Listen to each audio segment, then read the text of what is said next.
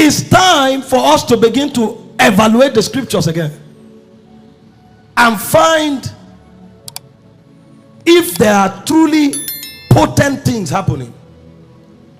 And if they are not, we examine the scriptures and find out what the fathers did that we are not doing.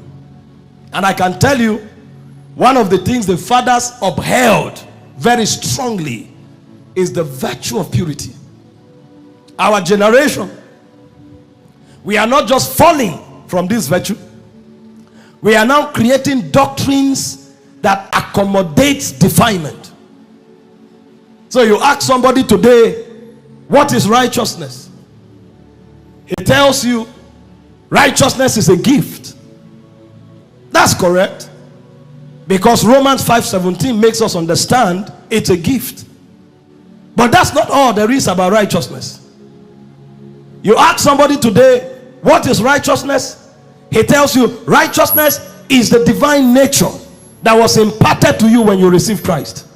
That is true, because 2 Corinthians 5:21 tells us that. But that's not all there is about righteousness.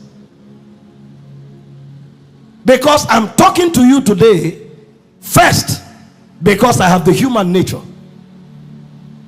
But what if I was not talking? So it's not just about the nature, it's what the nature compels you to do. So I'm not just human because I have a human nature. I'm also human because I function like a man. That's why today, when you behave, when you see certain attitudes of men, they call it inhumanity. They call it beastly attitude. So there are many human beings that have the nature of man but live like beasts. Because you can't tell me that somebody who kidnaps a child, butchers that child, delivers the body and receives 10,000, buys a recharge card, eats food, without conscience, and you say that person is a human. No doubt he has the nature, but when it has to do with character, that's a beast. And that's what we have today, even in Christendom. Gift of righteousness, true. Nature of righteousness, true. But character of righteousness, far-fetched.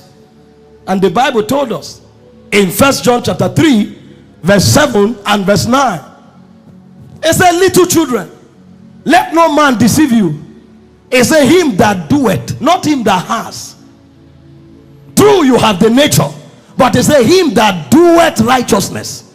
That's the one who is righteous, and that's the one who can claim he's the child of God. It said, for therein are the children of God separated from the children of the devil. So you can't say you are righteous just because you have God's nature. That nature should influence God's character. But the character aspect, we don't just lack it, but we are creating doctrines to accommodate the serpentine nature that we have imbibed. This is why you can't find vessels unto honor. This is why God can no longer apportion good works to us, because it's a man who purges himself from these things that God prepares for good works. So the works that we pray, hope for, sing of, talk about, we can't see them because we don't have what it takes to be considered honorable in the realm of God. And so we must come to a part of restoration, and restoration begins by acknowledging the problem that we have, so that we can ask for help, receive grace, and transit into what God expects us to be.